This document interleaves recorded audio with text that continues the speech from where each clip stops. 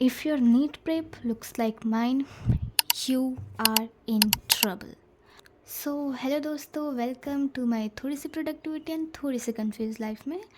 तो मैं आपको बताती हूँ कि मुश्किल से 3 दिन बचे हैं नीट में। एंड मैंने लिटरली कुछ तैयारी नहीं करी है। ये मेरा पहला अटैम्प्ट है।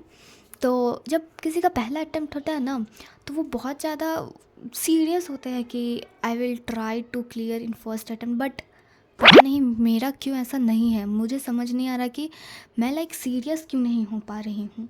सब इतने सीरियस है ना भाई, मैं हो ही नहीं पा रही। कितना भी कोशिश कर लूँ, पता नहीं क्यों। पता नहीं बाकी लोग क्यों इतने सीरियस होते हैं कि सब जान देने को तैयार हो जाते। भाई साहब, अभी अभी कोटा में केस आया था। मेरे तो गूज बम्स आ गए थे भाई सुन के। क्यों करते हैं ऐसे लोग? नहीं करना चाहिए, गलत बात है। खैर, अभी तक इसी चैप्टर पे अटकी हूँ। देख रहे हो, कुछ नहीं रिवाइज करा है मैंने, बस प्लान बना के रखे थे। अरे ये नहीं है, अरे हटो यार, ये है कि पढ़ूँगी। घंटा कुछ नहीं पढ़ा है मैंने, सब ऐसे ही छोड़ दिया है मैंने। बस किताबें लेके बैठ जाती थी पढ़ने के लिए और पढ़ती तो थी नहीं। पता नहीं, मैं अलग ही ख्यालों में खोई रहती थी। सबसे पहले तो मैंने यही गलती की कि किताबें लेके बैठ गई और पढ़ाई मैंने की कुछ नहीं। और मैं लेक्चर देखती थी, मैं पूरा पूरा लेक्चर देखती थी, एक भी लेक्चर मैं स्किप नहीं करती थी। बट प्रॉब्लम ये था कि मैं रिवीजन नहीं कर रही थी। मैं बस लेक्चर देखे जा रही हूँ और रिवीजन कौन करेगा भाई? रिवीजन भी करना होता है, ये कौन करेगा? वो तो मैं कर ही नहीं रही थी। वही तो मेन प्रॉब्लम थी। और मैं हर बार टाइम टेबल बनाती थी, बट वो फॉलो नहीं होता था। हर बार नया टाइम टेबल। पर मजाल है जो मैंने फ़ॉलो किया हो ही नहीं सकता।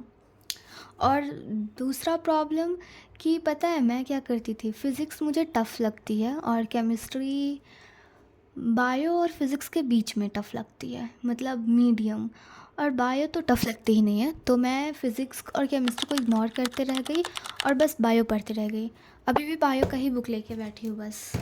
मैं बायो पढ़ी हूँ, मैं बायो बहुत अच्छे से पढ़ी हूँ, लेकिन इसमें भी मुझे कितना याद रहेगा पता नहीं।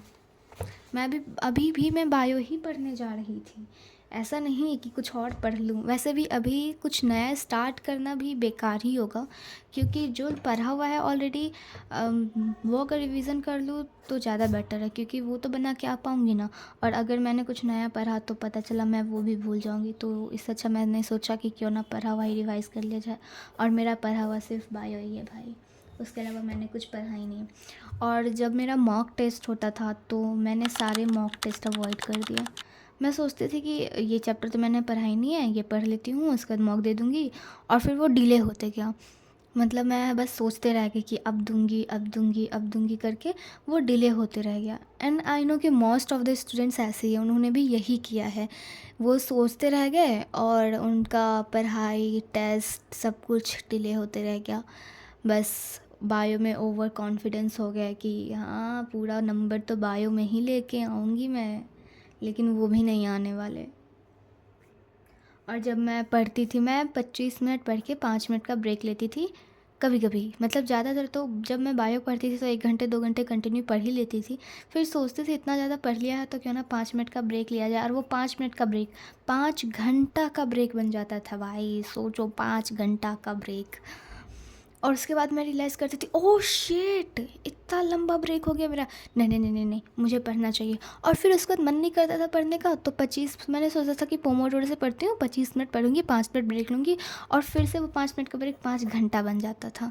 अब बताओ ऐसे में इंसान क्या ही करे। और जब से ये एडमिट कार्ड आया है ना भाई, जब ये एडमिट कार्ड लिटरली निकला ना, तब लगा ओह शेट, एग्ज़ाम आ गया, वाह। मुझे तो पता ही नहीं था कि एग्ज़ाम इतना जल्दी आ जाएगा। और पता नहीं ये एनटीए वालों को कौन सा मूड स्विंग्स होता है। पहले बच्चों को डराओ, एकदम से डर का माहौल बना दो, फिर कहो नहीं नहीं हेल्थ ज़्यादा इम्पॉर्टेंट है। उसके बाद कहो कि एडमिट कार्ड 27 को सुबह 10 बजे आएगी, फिर 26 को रात के 10 बजे अपलोड कर दो। ये क्या हो रहा है भाई? एनटीए का मूड स्विंग्स तो लड़कियों से भी ज़्यादा हो रहा है। इतना तो मेरा मूड स्विंग्स नहीं होता जितना उसका हो रहा है।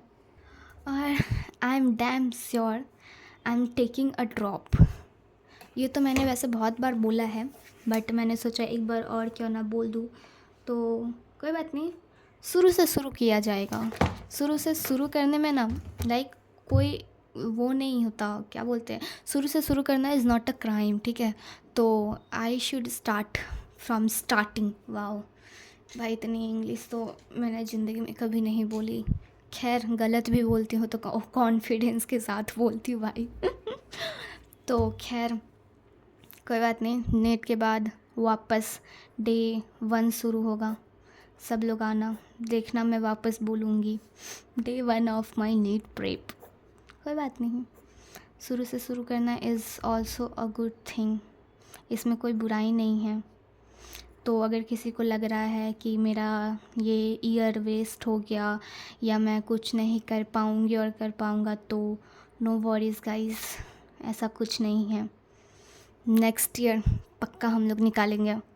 जिसको इस बार लग रहा है नहीं निकल पाएगा ना, टेंशन बिल्कुल नहीं लेना, मैं तुम्हारे साथ हूँ, मैं भी उसी में से हूँ। तो नेक्स्ट ईयर पूरी कोशिश की जाएगी, कैसे भी निकालना है। तो we will try our best अगले साल भी।